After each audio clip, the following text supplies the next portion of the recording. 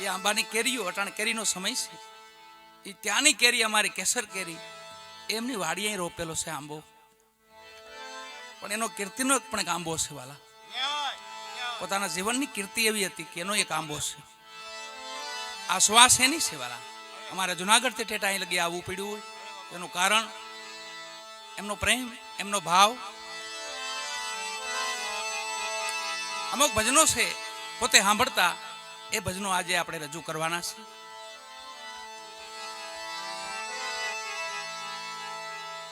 બેન શ્રી માતુશ્રી વાલીબેન એમને પણ અમુક ભજનો સાંભળે છે પોતે.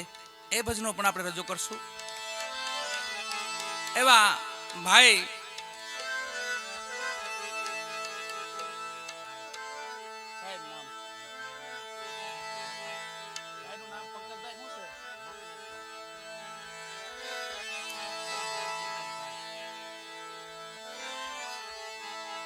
સાહેબના દીકરાના અમુક ભજનો છે એ પણ લઈ લેશું આપણે.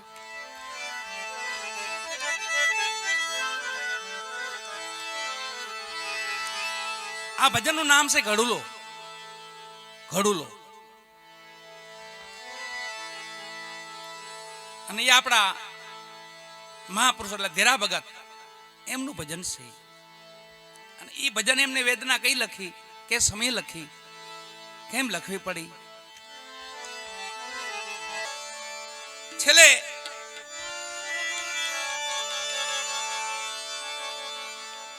માતુશ્રી વાલીબેન એમને મીરાબાઈની ચૂંદડી છે.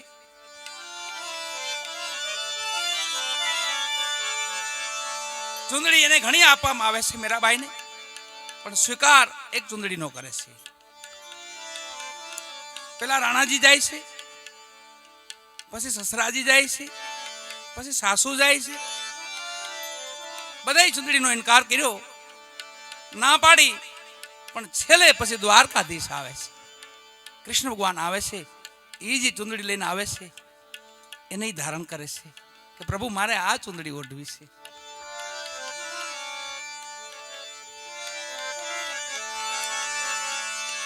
એવા માતુશ્રી વાલીબેન એમને આ ભજન પ્રિય હતું એટલે એ ચૂંદડી મીરાબાઈની ચૂંદડી છે.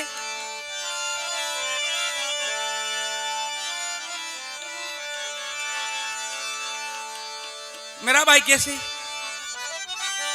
ચુંદલડી નહીં બોઢું મારા નાથ,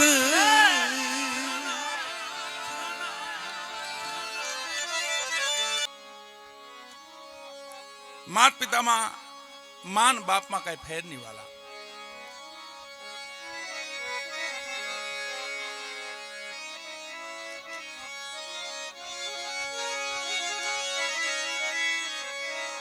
એવા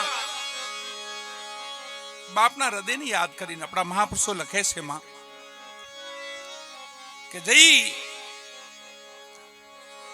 માનો છાંયો વહી જાય અને બાપને કાંધે બોજ આવે પછી બચાવને કેમ મોટા કરતા હોય.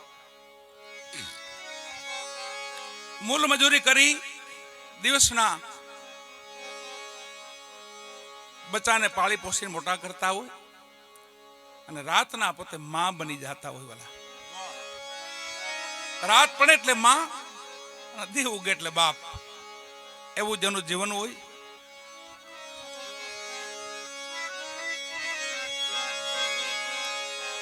અમારા મહાપુરુષો લખે છે ઘેરો વડલો ને ઘેરી છાયડી રેલો,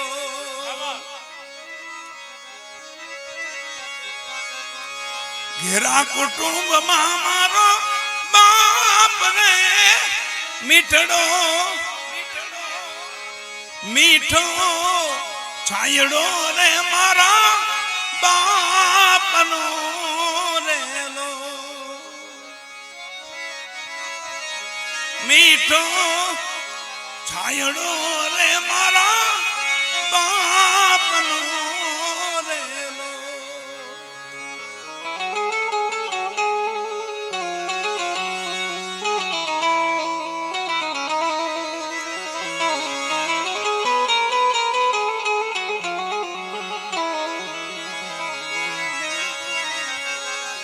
આંગળી પકડી તી મારા બાપની રેલો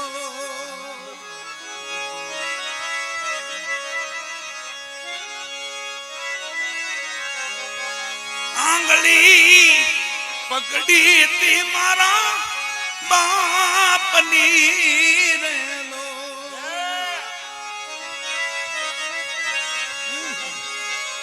આલ્યો હું ડગુમગુ ચાલ રે મીઠો એ મીઠો મીઠો મીઠો છાયડો રે મારા બાપનો રેલો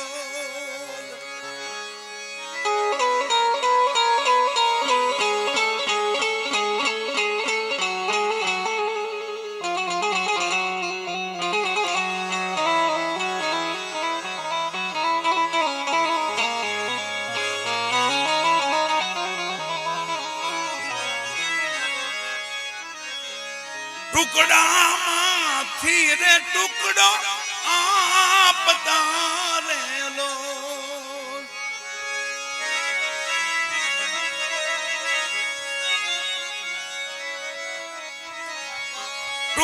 ટુકડામાંથી રે ટુકડો આપતા રેલો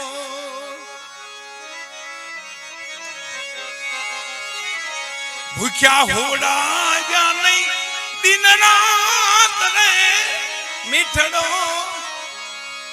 મીઠો છાયડો રે મારા બાપનો રેલો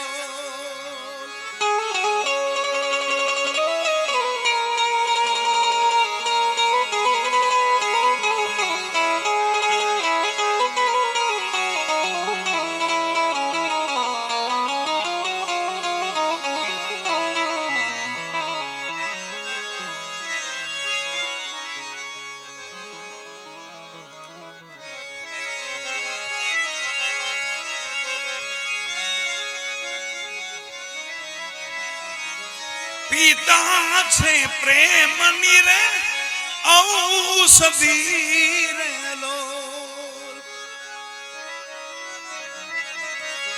પિતાજી પ્રેમની રે ઔષધી રેલો દર્દ કરે છે પલમાં દૂર રે મીઠડો એ મીઠો મીઠો આલો મીઠો એ મીઠો મીઠો મીઠો મીઠો મીઠડો છાયડો રે મારા બાપનો રેલો મીઠડો છાયડો રે મારા બાપનો રે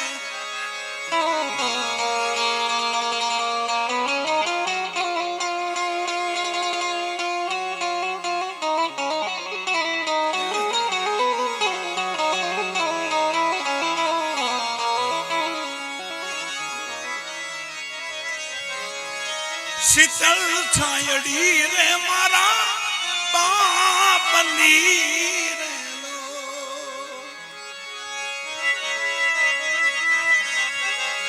શીતલ છાયા છે મારા બાપની રેલો ઇન્દ્ર ભારતી કે અમને યાસ રે મીઠડો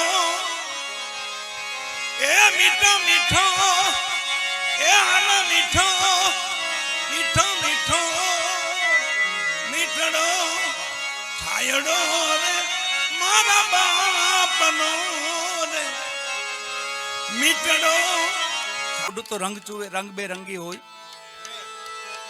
મીરાબાઈ ને યાદ કરવા છે મીરાબાઈ ને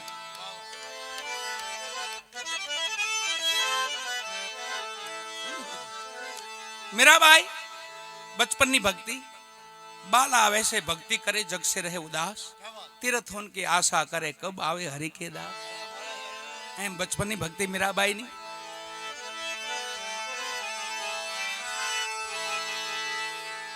चित्तौड़गढ़ जाए से पोते पण મેરે મન ગિરધર ગોપાલ દુસરા ન કોઈ, એવું જેનું જીવન થઈ ગયેલું.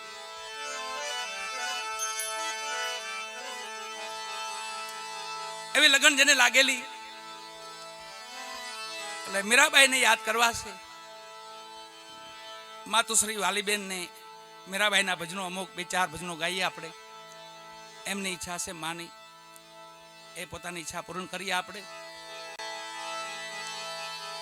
પછી પંકજભાઈ એમને પણ 2-4 ભજનો છે, એ ભજનો પણ ગાવું આપણે.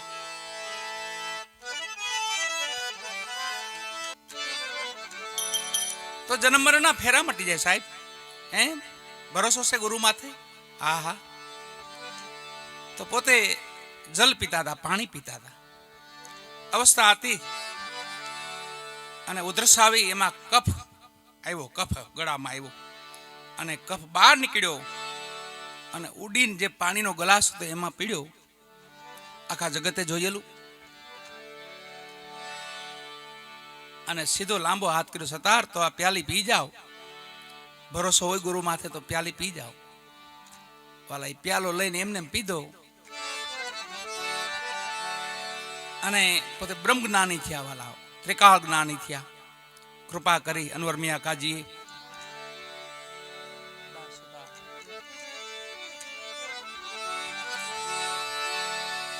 જે સભામાં આવીને બેસે છે એ સમયનું ભજન છે, એ પણ ગવાય છે અને ખૂબ ગાય છે આપણે.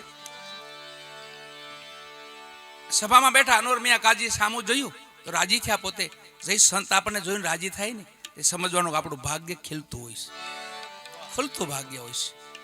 2 પગલા આપણે આગળ ભાગ્ય હોય છે. તો રાજી થયા ને તો પોતે ઈચ્છા હતી કે મારે અનવર મિયાને ગુરુ બનાવવા છે, એમની કંઠી ધારણ કર્યું છે, એમનો બોધ લેવો છે, એવું પોતાની ભાવના હતી. એ ભાવના અહીંયા પૂરી થાય છે. ત્યાં બેઠા બેઠા ગઝલ લખે છે, સભામાં બેઠા બેઠા લખે છે. જબ આંખ મિલી દિલ ખો બેઠે, ઓ હમારે હમ ઉનકે હો બેઠે. એ ગઝલ પણ વડોદરામાં લખેલી છે. આ પ્યાલી પીધી અને સરદાર બાપુએ સવારે વાણી ફરી વાલાઓ વેખરીમાંથી પરાની વાણી થઈ અને લખે સરદાર બાપુ પોતાનો દીકરો, યુવાન દીકરો, 20-25 વર્ષનો દીકરો રામચરણ પામે છે. એમની ચિતા માથે પોતે ઊભા છે. ચિતા હળગી ગઈ, સબ બળી ગયું. છેલ્લે તો પોતાને ખબર પડી કે મારા દીકરાની ચિતા છે, આ મારા દીકરાનું અગ્નિદાહ દેવાઈ ગયો છે. એ છેલ્લે ખબર પડી પોતાને. એક દાગુએ કીધું, પોતે યાત્રામાં વહી ગયા હતા, પાછળ ત્યાં ઘટના ઘટી ગઈ, પણ ઝાપે પોતે આવીને ઉભા રહ્યા. યાત્રા કરીને પોતે ઝાપે આવ્યા ને તો સામે નનામી હાલી આવતી હતી, અર્થી સામે હાલી આવતી હતી. શમશાને પોતે હાલતા થઈ ગયા ભેગા. શમશાને જઈને ઊભી ગયા. દાહ દેવાઈ ગયો, ચિતા હળગી ગઈ. દાગુ લોકો નાઈ ધોઈને ઘર બાજુ પાછા વળ્યા. છેલ્લે એક દાગુને ધીરા વખતે પૂછ્યું, કોની ચિતા, કોણ રામચરણ પામ્યું ભાઈ? તે દાગુ જવાબ આપે છે કે અમારા ગામમાં એક ભગત હતા, ધીરા ભગત. એ તો યાત્રામાં ગયા છે, એમને ઓળખતા નથી. યાત્રામાં ગયા છે, એમનો દીકરો હતો, એકનો દીકરો હતો, એમની ચિતા છે. જેમને મળવા આવતા હતા એમની ચિતા માથે ઉભા હતા પોતે, અને શમશાનમાં વાણી લખાણી. બાજુમાં જોયું તો કાંઈ નહીં, રાખનો ઢગલો પડેલો, અગ્નિનો અંગાર પડેલો, અને બાજુમાં થોડાક લાકડા પીડ્યા હતા, એમાંથી ધુવાડાના ગોટા નીકળતા હતા. અને ત્યાં વેદના લખાણી વાળા સંસાર ધુવાડા